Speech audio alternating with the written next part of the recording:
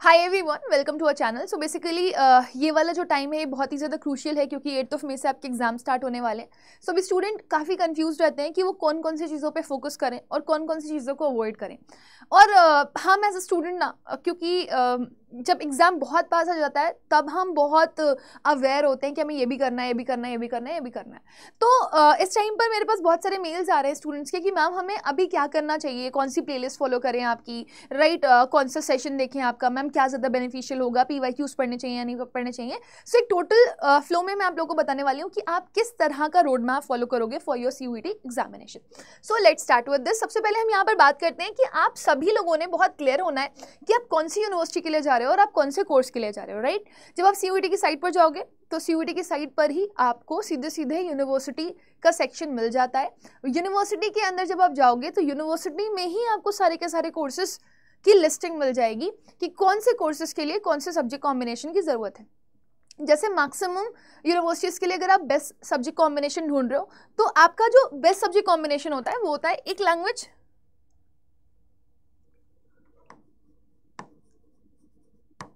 3 domain और एक GAT।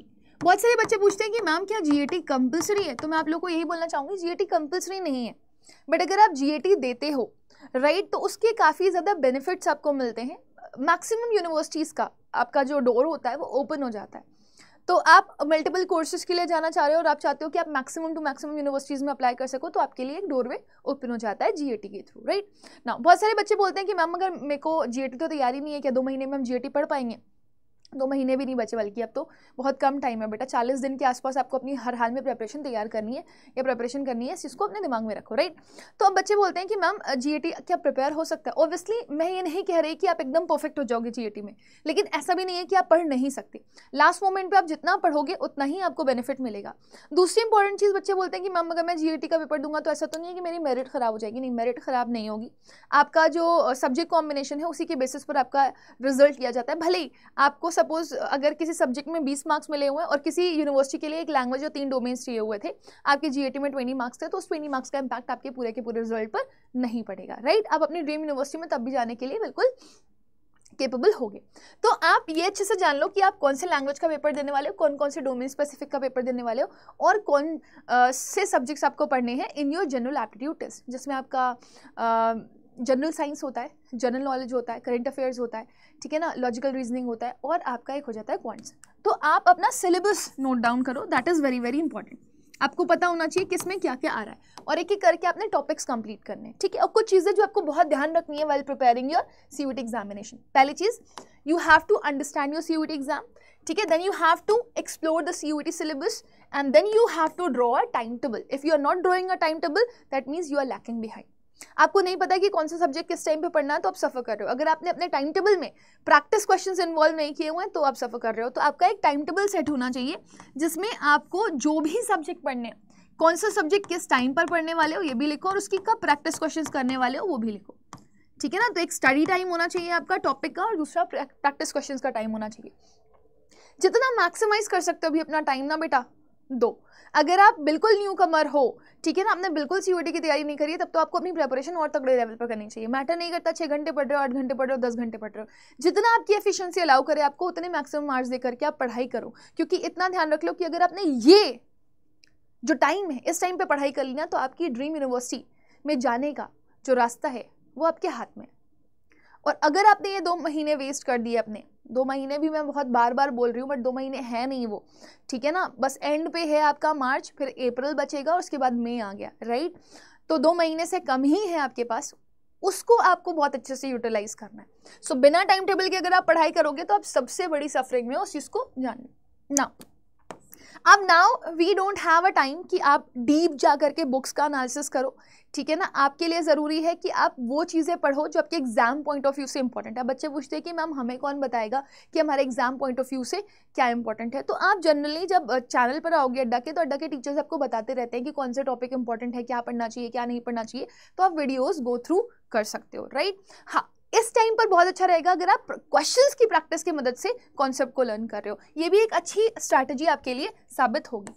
जितना मैक्सिमाइज कर सकते हो अपनी प्रैक्टिस को करो, टॉपिक वाइज क्वेश्चंस प्रैक्टिस करो, मॉक टेस्ट के थ्रू प्रैक्टिस करो, प्रीवियस ईयर क्वेश्चंस के थ्रू प्रैक्टिस करो, ताकि आप मैक्सिमम नंबर ऑफ क्वेश्चंस का एनालिसिस करके जाओ और जब आप एग्जामिनेशन हॉल में बैठो तो आपको ये ना लगे कि मेरे को कोई ऐसा क्वेश्चन था जो छूट गया और रह गया, मैं नहीं कर पाया। तो इस टाइम पे डीप नॉलेज लेने के बजाय एक एक चैप्टर की, आपके लिए बेहतर ये है कि आप प्रैक्टिस क्वेश्चंस के थ्रू पढ़ना शुरू करो, क्योंकि जब आप एमसीक्यूज कवर कर रहे होते हो ना, तो वैसे ही आप डीप नॉलेज ले रहे होते हो एक एक चैप्टर की। Last is self innovation is very important. बहुत सारे बच्चे बोलते हैं कि मैम मुझे लर्न नहीं हो पा रहा है, मैं कैसे लर्न करूं, क्या लर्न करूं। जैसे अगर मैं पॉल साइंस की बात करूं तो बच्चों को डेट्स लर्न नहीं होती, तो उसके लिए आप कुछ ट्रिक्स बना लो, राइट। सिमिलरली अगर आप बोल रहे हो कि मैम फिजिक्स है, फॉर्मूला लर्न नहीं हो रहा, तो फॉर्मूला के लिए you have to do something. आप अपनी एक कॉपी बना लो जिसमें आपके पास फॉर्मूला चार्ट पूरे के पूरे लिखे हुए हो, तो स्टार्टिंग में जब भी आप जाओगे तो सब पढ़ करके जाओगे, राइट। सो आप की क्रिएटिविटी बहुत मैटर करती है। वोकैबुलरी लर्न नहीं हो रही, निमोनिक्स पढ़ लो, रूट वर्ड से पढ़ लो, ठीक है। आप क्या क्रिएटिव कर सकते हो अपने लिए, अपने पार्ट पे क्या बेस्ट कर सकते हो, वो बहुत इंपॉर्टेंट है। तो सेल्फ इनोवेशन इजी गो में आप कैसे बेहतर पढ़ सकते हो, बहुत जरूरी है, राइट। इस टाइम पे जितने भी आपके डिस्ट्रैक्शंस है, please avoid it, stay focused. Friend आ रहा है, ठीक है ना, मम्मी कुछ कह रही हैं आपसे, आउट ऑफ द बॉक्स जाकर के बेटा ये कर दो कर दो, मम्मी से बोल दो बेटा मम्मी मेरे को टाइम नहीं है, बस मेरे को ये महीना दे दो, मेरे को अच्छे से प्रिपेयर करना है, अपना स्कोर मैक्सिमाइज करना है। तो ये प्रिपरेशन आपकी बहुत तगड़ी होनी चाहिए। जितने भी डिस्ट्रैक्शंस है आप उनको अवॉइड करने की कोशिश करो, क्योंकि अभी नहीं तो कभी नहीं, इतना दिमाग में रख लो। और अगर आपको लग रहा है कि still you are getting distracted, जैसे मेरे को एक बच्ची का कॉल आया था कि मैम गाँव वाले होते हैं आसपास में, घर पे आ जाते हैं तो पढ़ नहीं पाते हम लोग दिन में, तो मैंने उसको बोला कि रात में पढ़ तू, लेकिन रात में पढ़ाई कर।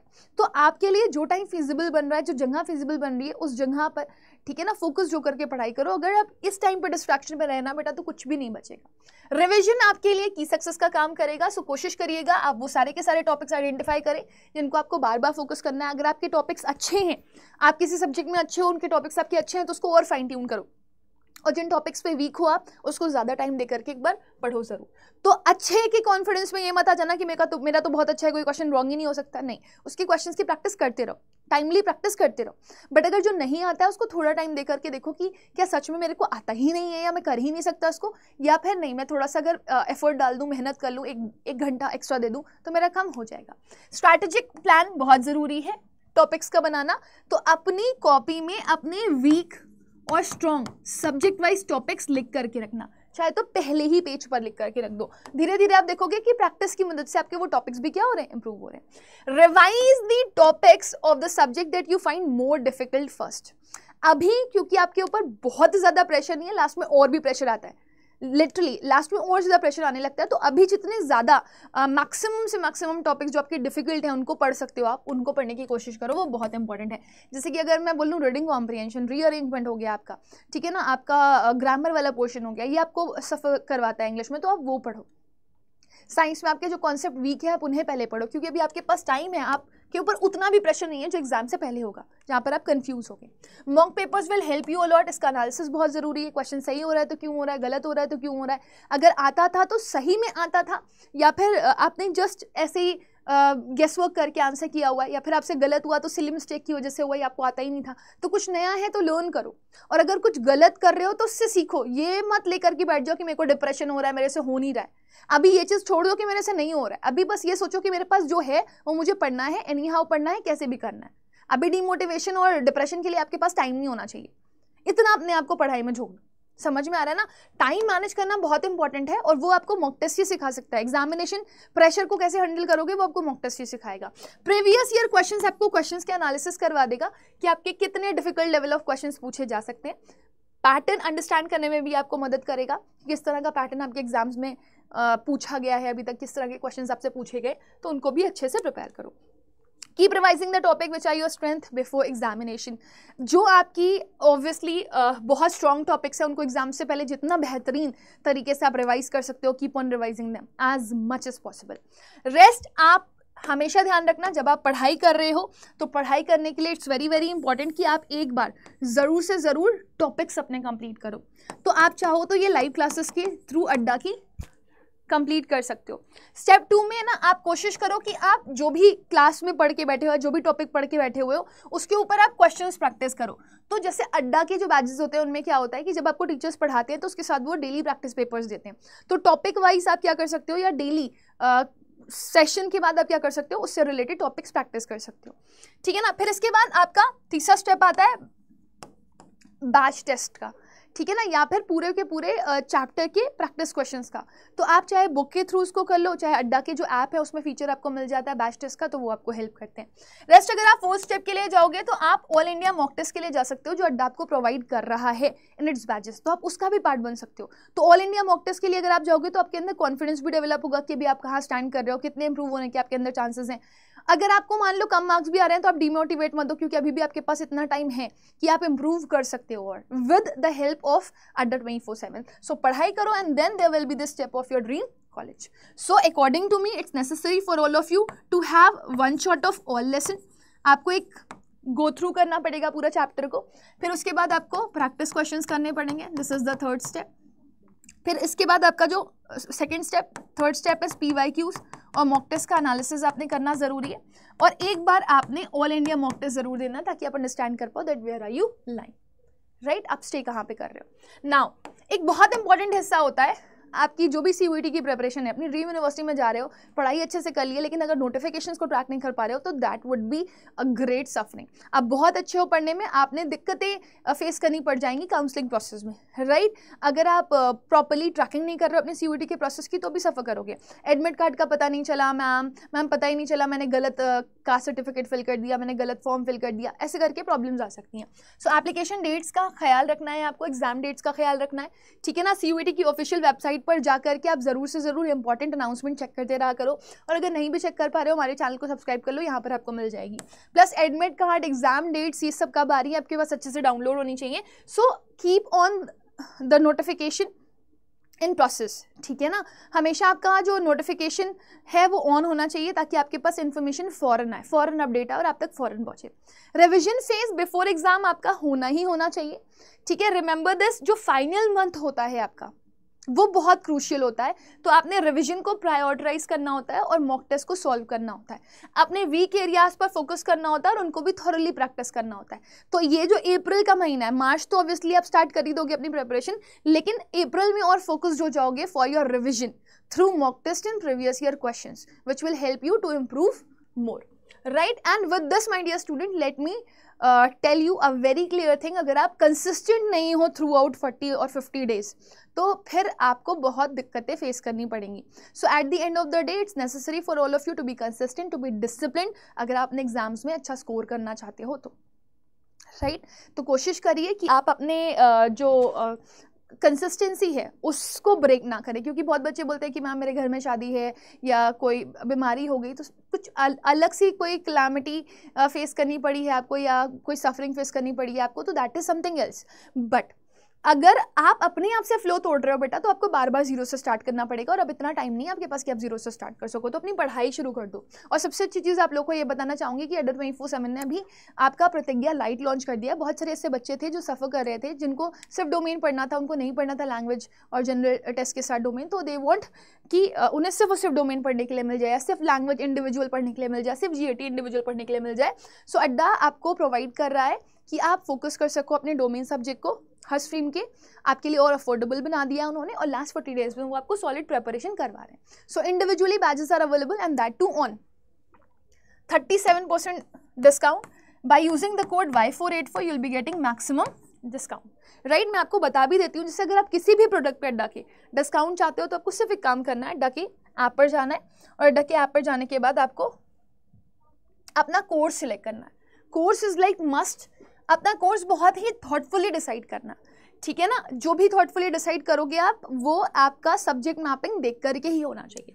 तो आप ऑल कोर्सेज पे जाओगे, UG PG एग्जाम्स पे जाओगे, जैसे ही आप UG सेक्शन पे जाओगे आपको science, commerce, humanities, language, general test सब कुछ मिल जाएगा।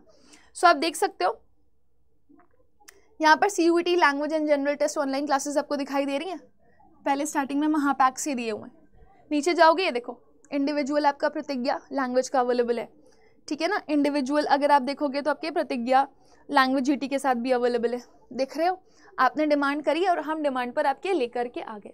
तो अगर किसी बच्चे को लैंग्वेज GT साथ में पढ़नी है तो वो उसके लिए जा सकता है, ठीक है। अगर उसको सिर्फ लैंग्वेज अकेले पढ़नी है तो वो सिर्फ लैंग्वेज के लिए जा सकता है। So on your demand we have everything over here. आप अपनी बस पढ़ाई जारी रखिए, मेहनत जारी रखिए।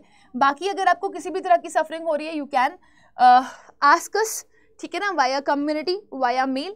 तो ये आप देख सकते हो, ये अभी साइंस का ओपन किया हुआ है मैंने, साइंस का भी देखो, साइंस डोमेन ऑन है, ठीक है ना। इवन अगर आप देखोगे एग्रीकल्चर का ओपन है आपके पास अपॉर्चुनिटी कि आप एग्रीकल्चर का इंडिविजुअल बैच ले सकते हो। तो आपको बस करना क्या है, you just have to go for it. View all पे जाओगे, सपोज अगर आपको सिर्फ लैंग्वेज का बैच चाहिए, गो फॉर इट।